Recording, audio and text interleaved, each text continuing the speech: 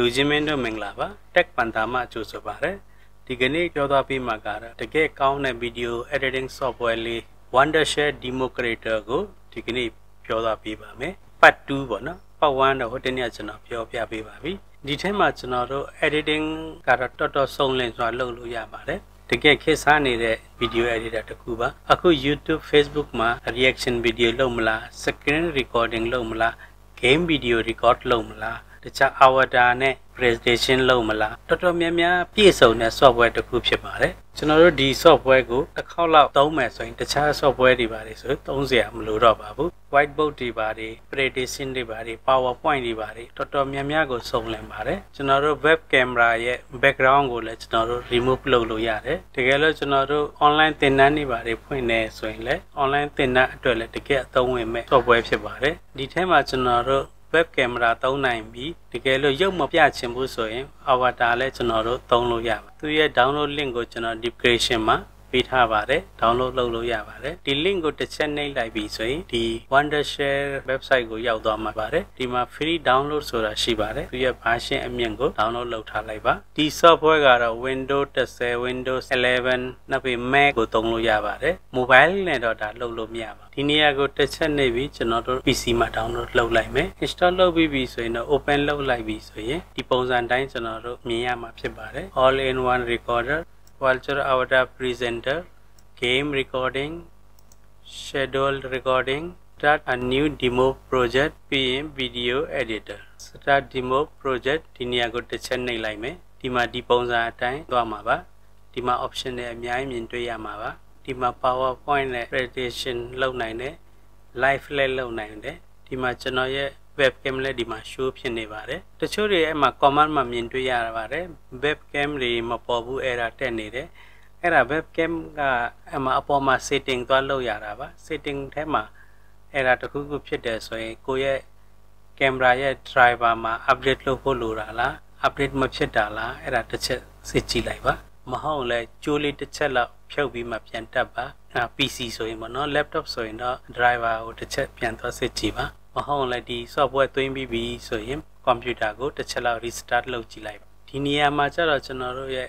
reaction video ပဲဖြစ်ဖြစ်ပေါ့နော် PTT ခေါ်ဟို PowerPoint တို့ပါတော့ နဲ့ presentation video တွေပါတယ်ဒီမှာကျွန်တော်တို့လုပ်လို့ရပါတယ်ပြီးရင်ကျွန်တော်တို့ background တွေလည်းဒီနေရာနဲ့ remove လုပ်နိုင်ပါတယ်ဒီ webcam မြင်နေရတာကိုလည်းကျွန်တော်တို့ဒီ webcam ကိုလည်း customize လုပ်နိုင်ပါဒီအပေါ်နားမှာကြည့်မယ်ဆိုရင် camera dressing filter ဆိုပြီးမှ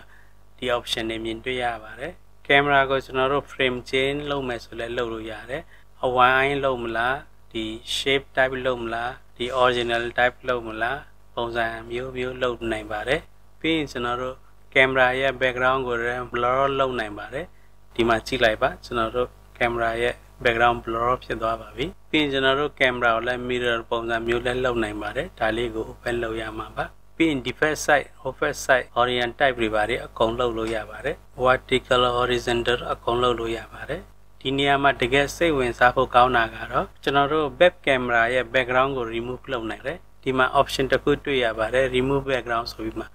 ဒါကိုဖွင့်ပေးလိုက်မယ်ဆိုရင်ကျွန်တော်တို့ရဲ့ background ကမပေါ်တော့ပါဘူးဒီမှာမြင်တွေ့ရပါပြီကျွန်တော်ရဲ့ background လည်းဒီမှာအနောက်ခံပြတ်သွားပါပြီဒီထဲမှာကျွန်တော်တို့ option တစ်ခုထပ်တွေ့ရမှာပါ AI နဲ့ green screen ဆိုပြီးမှဒီမှာကျွန်တော်တို့ video ရဲ့နောက်ခံအစိမ်းအောင်ဆိုရင်တော့ဒီ green screen ကို select လုပ်ရမှာပါမဟုတ်တော့ဒီ AI ဆိုတဲ့ဟာကို select လုပ်ပေးရမှာဖြစ်ပါတယ်ပြီးရင်ဒီမှာ direction ဆိုတဲ့ option လည်းမြင်တွေ့ရမှာဖြစ်ပါတယ်ဒီထဲမှာတော့ကျွန်တော်တို့ screen toning option တွေအများကြီးရှိပါတယ်ကိုချိန်ကြည့်လို့ရပါတယ်ပြီးရင်ဒီမှာ filter မှာကျတော့ကျွန်တော်တို့ရဲ့ video မှာသုံးချင်တဲ့ filter တွေဒီမှာအမျိုးမျိုးရှိပါတယ်ကိုကြိုက်တဲ့ filter တွေကိုရွေးပြီးကျွန်တော်တို့ရဲ့ video ကို edit လုပ်လို့ရပါတယ်ကျွန်တော်တို့ရဲ့ video ကိုအယောင်တွေပါတယ် filter တွေသုံးနိုင်ပါတယ်နောက်ပြီးဒီမှာတကယ်ကောင်းတဲ့ကတော့ကျွန်တော်တို့ web camera နဲ့ကျွန်တော်တို့ရုပ်ကိုမပြချင်ဘူးဆိုရင်တော့ဒီမှာ avatar လည်းသုံးလို့ရပါတယ်ဒီအပေါ်မှာမြင်တွေ့ရမှာကတော့ camera နဲ့ avatar ဆိုပြီးမှရှိပါတယ်အရင်ဆုံးဒီမှာ camera ပြီးရင် avatar ခုကတော့ကျွန်တော်ဒီမှာ camera ကို select လုပ်ထားပါတယ်တကယ်လို့ကိုရုပ်မပြချင်ဘူးဆိုရင် avatar သုံးချင်တယ်ဆိုရင် avatar ကို select လုပ်လို့ရပါတယ်ကျွန်တော် select လုပ်လိုက်ပြီဒီမှာကြည့်လိုက်ပါဒီမှာ avatar ပြောင်းသွားပါပြီဒီမှာအများကြီး avatar တွေမြင်တွေ့ရမှာဖြစ်ပါတယ်ဒီမှာ avatar တွေပါတွေသုံးလို့ရပါတယ် ကိုကြိုက်တဲ့တစ်ခု avatar သုံးလို့ရပါတယ်ကျွန်တော်ကဒီတစ်ခုကို select လုပ်လိုက်မယ်ဒီမှာကြည့်လိုက်ပါဒီမှာ select ဖြစ်သွားပါပြီနောက်ပြီးကျွန်တော်တို့ customize လုပ်လို့ရပါတယ်ဒီ avatar ကိုကြိုက်တဲ့နေရာထားလို့ရပါတယ်ဒီပုံစံတိုင်းထားမယ်ဆိုရင်ဒါမျိုးဗီဒီယိုလုပ်မယ်ဆိုရင်တကယ်ကြည့်တဲ့လူလည်းဗီဒီယိုလည်း quality တော်တော်ကောင်းပြီးမှကြည့်တဲ့လူလည်းတော်ထရတာအမျိုးခံစားရမှာဖြစ်ပါတယ်ဒီမှာကြည့်လိုက်ပါဒီမှာကျွန်တော်လက်ကိုလှုပ်လိုက်မယ်ဆိုရင်သူလည်းလက်လှုပ်လာမှာဖြစ်ပါတယ်ဒါကတော့ကျွန်တော်တို့ရဲ့ကျွန်တော်ဘယ်လိုပဲလှုပ်လို့ဒီ avatar လည်းအဲ့တိုင်းလှုပ်မှာကျွန်တော်ကိုပြောရမယ်ဆိုရင်ကျွန်တော်ကိုသူက copy လုပ်မှာဖြစ်ပါတယ်ကျွန်တော်မျက်စိလှုပ်လဲသူလည်းမျက်စိလှုပ်မယ်ခေါင်းလှုပ်လဲသူကခေါင်းလှုပ်မှလက်လှုပ်မယ်ဆိုရင်လည်းကျွန်တော်ရဲ့လှုပ်ရှားမှုကိုသူလည်းအဲ့အတိုင်း copy လုပ်ပြီးလှုပ်ရှားမှုလုပ်ပေးမှာပါဒီမှာ option ဒီမှာနှစ်ခုတွေ့ရမှာဖြစ်ပါတယ်ဒီမှာ mirror လှုပ်ချင်တဲ့ဆိုရင်ဒီပုံစံနဲ့ mirror လှုပ်နိုင်ပါတယ်ဒီတစ်ခုခလုတ်ကတော့ကျွန်တော်နှစ်ခုလုံး use လုပ်မယ်ဆိုရင်ဒီမှာ camera ရော avatar ရောနှစ်ခုလုံးပေါ်နေပါတယ်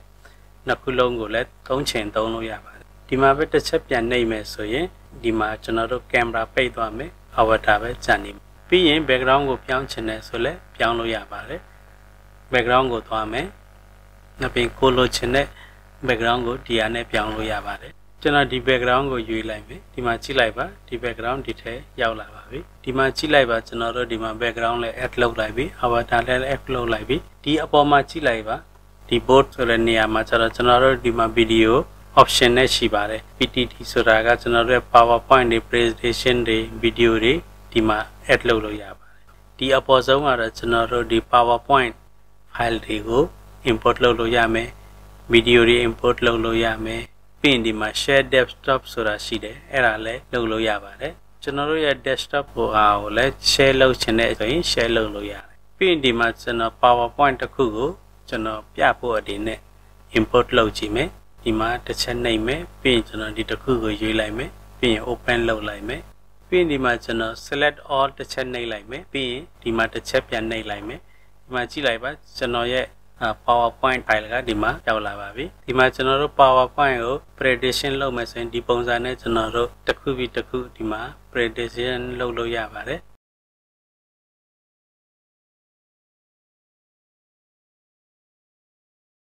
ပြီးဒီမှာ tele proper ဆိုတာရှိပါတယ်ဒါကြတော့ကျွန်တော်တို့ဒီမှာစာရေးလိုက်ရင်ဒီမှာအားလုံးမြင်တွေ့ရမှာဖြစ်ပါတယ်ပြီးရင်ဒီမှာ option 3-4 ခုထပ်ပေးပါတယ်ဒီမှာခဲတံပေးထားတယ်အပြင်ဒီမှာစာရေးတဲ့ text option ပေးထားတယ်ပြီးရင်ဒီမှာ whiteboard option လည်းပေးထားပါတယ် whiteboard ကိုတစ်ချက်နှိပ်လိုက်မယ်ဆိုရင်ဒီမှာကိုစာပဲရေးရေး video အချက်လက်တွေကိုဒီမှာဖော်ပြလို့ရပါတယ်ကျွန်တော်တို့ရဲ့ presentation တွေပါရှိမှဆိုရင်ဖော်ပြလို့ရပါတယ်ဒီမှာအယောင်လည်းရွေးလို့ရပါတယ်ကဲအခုလောလောဆယ်ဒါကိုပိတ်လိုက်မယ်ပြီးရင်ဒီဖက်တောက်မှာကြည့်လိုက်ပါဒီမှာ 3-4 ခုရှိပါတယ်ဒါကတော့ကျွန်တော်တို့ဗီဒီယိုနဲ့ web camera ရဲ့အခြေအနေကိုကျွန်တော်တို့ဘယ်လိုချိန်မလဲဆိုတာကိုပြောပြပေးတာပါအရင်ဆုံး option တစ်ခုကိုနှိပ်မယ်ဆိုရင်တော့ဒီကျွန်တော်တို့ရဲ့ file ကပြည့်စုံမြင်တွေ့ရမှာဖြစ်ပါတယ် avatar သေးသေးလေးနဲ့နောက်တစ်ခုကျတော့ mask display ကိုနှိပ်လိုက်မယ်ဆိုရင်ဒီပုံစံနဲ့မြင်တွေ့ရမှာဖြစ်ပါတယ်နောက်တစ်ခုကျတော့ full screen ကတော့ကျွန်တော်တို့ရဲ့ video ပဲဖြစ်ဖြစ်ကျွန်တော်တို့ရဲ့ PowerPoint file ပဲဖြစ်ဖြစ်ဘာပဲကျွန်တော်တို့ input လုပ်ထားတယ်အဲ့ဒါကိုအပြည့်ပြည့်မြင်တွေ့ရမှာဖြစ်ပါတယ်ဒီမှာကျွန်တော်တို့ webcam avatar မမြင်ရတော့ပါဘူးဒီနံပါတ်လေးတစ်ခုကိုနှိပ်မယ်ဆိုရင်တော့ avatar အပြည့်မြင်တွေ့ရမှာဖြစ်ပါတယ်ကျွန်တော်တို့ရဲ့ video file တွေပါတွေကမမြင်ရတော့ပါဒီမှာတော့ကျွန်တော်တို့ avatar နှိပ်ထားလို့ဒီမှာ avatar အပြည့်ပေါ်တာပါတကယ်လို့ camera ကိုနှိပ်ထားမယ်ဆိုရင်ဒီမှာကိုရုပ်ပြန်ပေါ်လာမှာဖြစ်ပါတယ်ကင်မရာပုံပေါ်လာမှာဖြစ်ပါတယ်ကဲဒါကိုပဲပြန်နှိပ်မယ်ဆိုရင်ဒီပုံစံတိုင်းလာပါပြီဒီမှာကျွန်တော်တို့ live streaming လည်းရပါတယ် live လုပ်လို့လည်းရပါတယ် YouTube Facebook တခြား social media မှာကျွန်တော်တို့ live streaming လုပ်နိုင်ပါတယ်ဒီ live ကိုတစ်ချက်နှိပ်လိုက်မယ်ဆိုရင်ဒီမှာ on ဖြစ်သွားမှာဖြစ်ပါတယ်ပြီးရင် OBS နဲ့သွားပြီးမှ creator wonder share virtual ဆိုတဲ့ဟာကို select လုပ်ရမှာဖြစ်ပါတယ်ပြီးရင် YouTube မှာ direct ဆိုရင်တော့demo creator virtual camera ဆိုမှရွေးချယ်ရမှာဖြစ်ပါတယ်ပြီးရင်ဒီ screen က YouTube မှာ live ဖြစ်သွားမှာ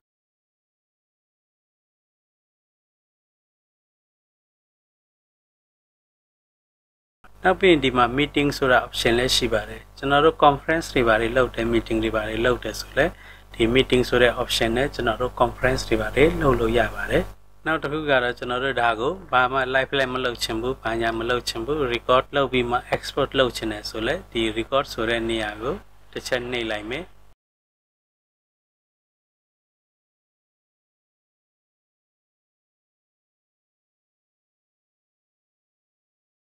pin record pidwa bi so yin da ko stop လုပ်လို့ရပါတယ်ပြီးရင်ဒီမှာကျွန်တော်တို့ record လုပ်တယ်ဒီမှာ record ဖြစ်သွားပါပြီဒီမှာ play ဆိုတဲ့ option ရှိပါတယ်ပြီးရင်ကျွန်တော်တို့ဒါကို edit ထပ်လုပ်ချင်တယ်ဆိုရင် open it editor ဆိုတဲ့ဟာကိုတစ်ချက်နှိပ်ရမှာဖြစ်ပါတယ်တကယ်လို့ edit လုပ်မယ်ဆိုရင်တော့ open editor ကိုတစ်ချက်နှိပ်ပါ edit မလုပ်ချင်ဘူးဒါ okay တယ်ဆိုရင်တော့ဒီမှာ export ဆိုတဲ့ဟာရှိတယ်ဒါကို export လုပ်လို့ရပါတယ်ပြီးရင် editor ကိုလာမယ်ဆိုရင် home ကိုလာမယ်ဆိုရင်ဒီမှာ all in one recorder မြင်တွေ့ရမယ်ဒါလည်းပြပြီး visual avatar presentation ဒါလည်းပြပြီးပြီ game recording ကိုတစ်ချက်လာမယ်ဒီမှာ select a game ဆိုတာရှိပါတယ်ပြီးရင်ဒီမှာကိုလိုချင်တဲ့ game ကို select လုပ်ရမှာဖြစ်ပါတယ်ကိုဖွင့်ထားတဲ့ game တစ်ခုကို select လုပ်ရမှာဖြစ်ပါတယ်ဒါကို select လုပ်မယ်ဆိုရင်ဒီနေရာမှာကျွန်တော်တို့ webcam လည်း open ဖြစ်သွားမှာဖြစ်ပါတယ်ကဲပြီးရင်ကျွန်တော်တို့ all in one recorder ကိုတစ်ချက်သွားမယ်ဟောဒီမှာတစ်ချက်နှိပ်လိုက်ပြီဆိုရင် recorder ကိုတစ်ချက်နှိပ်လိုက်ပြီဆိုရင်ဒီထက်ရောက်လာမှာပါဒီမှာတစ်ခုအားသာချက်ပါရှိလဲဆိုရင်ဒီမှာ monitor နှစ်ခုကိုကျွန်တော်တို့တုံးထားတယ်ဆိုရင်လည်းဒီမှာရွေနှစ်ခုလုံးကိုဟိုတစ်ခါတည်း record လုပ်လို့ရပါတယ်တစ်ဖက်မှာတစ်မျိုးတစ်ဖက်မှာတစ်မျိုးဗီဒီယိုဖွင့်ပြီးတစ်ဆက်တည်း record လုပ်လို့ရတယ်မဟုတ်ဘူးဆိုလည်းကိုတစ်ဖက်ပဲလုပ်မယ်ဆိုလည်းလုပ်လို့ရတယ် reaction video လုပ်တဲ့အချိန်ဆိုရင်တော့ဒါရန်ကုန်မိုက်ပါတယ်တစ်ဖက်မှာကိုရဲ့ original video ဖြစ်ပြီးမှနောက်တစ်ဖက်မှာနောက်တစ်မျိုး video ကိုတစ်ခါတည်း record လုပ်လို့ဒီမှာ custom area မှာကြတော့သူက300 ပေးထားတယ်ဒါပေမဲ့ကျွန်တော်ဒါမယူကျွန်တော် full video ပဲယူလိုက်မယ်ပြီးဒီမှာကျွန်တော် webcam ပါ on လုပ်လိုက်မယ် webcam ကိုထားချင်တဲ့နေရာထားလို့ရပါတယ် webcam ကိုကြတော့ကျွန်တော်တို့အဝိုင်းလုပ်မလား laid out လုပ်မလား background remove လုပ်မလားကိုလိုချင်တဲ့ shape ကိုပြောင်းလို့ရပါတယ်ကိုကြိုက်တဲ့အလုပ်ပါ background remove လည်းလုပ်နိုင်ပါတယ်ပြီး mirror လုပ်မယ်ဆိုလည်းလုပ်ထားလို့ရပါတယ်ပြီး record button ကိုတစ်ချက်နှိပ်မယ်ဆိုရင်ကျွန်တော်တို့ဒီမှာ record စသွားပါပြီပြီးရင်ဒီအပေါ်မှာကျွန်တော်တို့ tool တွေအများကြီး option ပေးထားပါတယ်ကိုကြိုက်တဲ့ tool တွေ select လုပ်ချင်တာတွေဝိုင်းထားတာတွေ right လုပ်မယ်ဟာတွေအကုန်လုံး tool တွေဒီမှာပေးထားပါတယ်ပြီးရင်ကျွန်တော်တို့ video record လုပ်ပြီးပြီဆိုရင်ဒီမှာ stop ဆိုတဲ့ button ကိုတစ်ချက်နှိပ်ပေးရမှာဖြစ်ပါတယ်အဲ့မှာဒီမှာ stop လုပ်လိုက်တာနဲ့ editor ဖွင့်သွားမှာဖြစ်ပါတယ်ဒီ editor ထဲမှာကျွန်တော်တို့ရဲ့ record လုပ်ထားတဲ့ video ရောက်လာမှာပါဒီမှာကျွန်တော်တို့ professional video edit လုပ်နိုင်ပါတယ်ဒီမှာတော်တော်များများ option ပေးထားပါတယ် effect တွေရော translation တွေရောတခြားအပိုင်းတွေပေါ့နော်တော်တော်များများရှိပါတယ်ဒီမှာကျတော့ဒီ timeline မှာကြည့်လိုက်ပါဒီမှာကျွန်တော်တို့ record လုပ်တာတဲ့ဟာရောမသွားပါဘူး audio ဒီမှာကျွန်တော်တို့ရဲ့ screen ကတတ်ပေါ်ပါတယ်နောက်ပြီးဒီ web camera ကတတ်ပေါ်ပါတယ်နောက်ပြီးကျွန်တော်တို့ရဲ့ audio file လည်းတတ်ကလိုင်းရှိပါတယ်ဒါကတော့ဘာကောင်းလဲဆိုရင်ကျွန်တော်တို့ camera တွေကို web camera ပေါ့နော်အဲ့ဒါတွေကိုနေရာပြောင်းချင်လဲထပ်ပြောင်းလို့ရသေးတယ်နောက်ပြီး audio လည်းကျွန်တော်တို့ထပ်ပြီးမှ edit လုပ်လို့ရတယ်ပေါ့နော်ဒီတစ်ခုကတော်တော်လေးကောင်းတယ်ဗျပြီးရင်ဒီမှာ effect ဆိုတာရှိပါတယ်ဒီမှာလည်းတော်တော်ကောင်းတဲ့ effect တွေအများကြီးပါဒီမှာ effect ရှိမယ်ဒီ zoom အတွက်ရှိမယ် advance ရှိမယ်တော်တော်ကောင်းတဲ့ effect တွေရှိပါတယ်ဒီမှာကျတော့တစ်ခုချင်းကတော့လူချင်းမင်းတို့ကိုယ်တိုင်စမ်းသပ်လို့ရပါတယ်ကျွန်တော်ကတော့မိမ့်ပဲပြောသွားပြီးမှာပါနောက်ပြီး cursor ဆိုကျွန်တော်တို့ mouse ကိုပေါ့နော် option လည်းရှိပါတယ် mouse ကိုအယောင်ပေးတဲ့option လည်းရှိတယ်တော်တော်များများစုံလင်ပါတယ် element တွေတော်တော်များများရှိပါတယ်ဒီမှာ motion background တွေပါတယ်လည်းတော်တော်ဆုံးပါတယ်ပြီးရင်ဒီမှာ translation တွေလည်းအများကြီးရှိပါတယ်ကိုလိုချင်တဲ့ translation ကိုရွေးပြီးသုံးလို့ရပါတယ်ပြီးရင်ဒီမှာ sticker တွေပေါ့နော်ကျွန်တော်တို့ဒီမှာ sticker တချို့ video ပေါ်မှာထည့်တာတွေပါတယ်ရှိပါတယ်ဒီ sticker တွေပါတယ်လည်းအများကြီးပေးထားပါတယ်ပြီးရင်ဒီမှာ filter တွေလည်းပုံစံအမျိုးမျိုးနဲ့ပေးထားပါတယ် video ကို quality ဖြစ်အောင်အယောင်တွေပါတယ်ပြောင်းတာတို့ဘာတို့ filter တွေအများကြီးရှိပါတယ်ပြီးရင်ဒီမှာ music လည်းပေးထားပါတယ် audio music တွေလိုတိုင်းအားလည်းဒီမှာသုံးလို့ရပါတယ် background music ဆိုလည်းဒီမှာ animal တို့ဘာတို့ play for အများကြီးရှိပါတယ်ပြီးရင်ဒီမှာ access tool လည်းအများကြီးရှိပါတယ်ဒီမှာတော်တော်များများကိုတော်တော်အဆင်ပြေတဲ့ software တစ်ခုဖြစ်ပါတယ်ဒီ software နဲ့တော့လူချင်းမင်းတို့တော်တော်များများလုပ်လို့ရပါတယ်ဒီတစ်ခုရှိမယ်ဆိုရင်ကျွန်တော်တို့ Facebook YouTube social media မှာကိုလုပ်ချင်တဲ့အတိုင်းလုပ်လို့ရမယ်ဟုတ်လား reaction video လုပ်မလား တခြား tech video လုပ်မလား presentation လုပ်မလားဒီ software တစ်ခုထဲနဲ့လုပ်လို့ရပါတယ်ဒီထဲမှာဝင်သွားမယ်ဆိုလဲဒီမှာpopularity game education social media ဒါတွေသုံးလို့ရပါတယ်ဒီမှာနောက်တစ်ခုကြာတော့ဒီမှာ voice changer ဆိုတော့ကျွန်တော်အတန်ကိုပြောင်းတာပေါ့နော်ဒီမှာအတန်ပြောင်းမယ်ဆိုရင်ဒီမှာယောက်ျားအတန်ဒါမိန်းကလေးအတန်ဒီမှာကလေးအတန် robot အတန် transformer ဆိုပြီးမှရှိပါတယ်ဒါကိုလည်းကျွန်တော်တို့သုံးလို့ရပါတယ်ကျွန်တော်လိုမျိုးအတန်မကောင်းတာဆိုရင်လည်းဒီမှာလာလုပ်လို့ရပါတယ် video editing အကုန်ပြီးပြီဆိုရင်ဒီမှာ export ဆိုတဲ့ button ရှိတယ်ဒါလေးကို export ထုတ်နိုင်ပါတယ်ဒီ software ကတော့တကယ်အရန်ကိုကောင်းပါတယ်တကယ်ကို YouTube Facebook မှာအခြေခံဖို့စဉ်းစားထားတယ်ဆိုရင်တော့ဒီ software ကိုသုံးစေချင်ပါတယ်ဒါပေမဲ့ဒီ software ကတော့သူက premium နဲ့လည်းလာပါတယ်သူက free ကတော့နည်းနည်းကျွန်တော်အခုပြသလောက်တော့လုပ်လို့မရပါဘူးဒါပေမဲ့ပေါ်ပါတော့လုပ်လို့ရပါဒါပေမဲ့သူက watermark လာပါတယ် free ကတော့လူချင်းမင်းတို့ဒီမှာသွားတကယ်လို့ဒါကိုအမြဲတမ်းလုပ်ချင်တယ်ဆိုရင်တော့ YouTube Facebook မှာတကယ်အလုပ်မယ်ဆိုရင်တော့ဒီ software ကိုဝယ်သုံးချင်ပါတယ်ဝယ်သုံးမယ်ဆိုရင်လည်း$65လောက်ပေးရပါတယ်ဒါဆိုရင်ကျွန်တော်တို့အလုပ်ကတော်တော်လေးကိုအဆင်ပြေမှာဖြစ်ပါတယ်တကယ်ကောင်းတဲ့ software မလို့တစ်ခေါက်လောက်သုံးကြည့်ပါတကယ်ကောင်းပါတယ်ဒီနေရာမှာလိုအပ်တာတွေရှိရင်လည်း comment မှာရေးပေးနိုင်ပါတယ်လူချင်းမင်းတို့ကြည့်ရှုအားပေးတဲ့အတွက်လည်းကျွန်တော်အရန်ကျေးဇူးတင်ပါတယ်အားလုံးကြမှာပါစေချမ်းသာပါစေ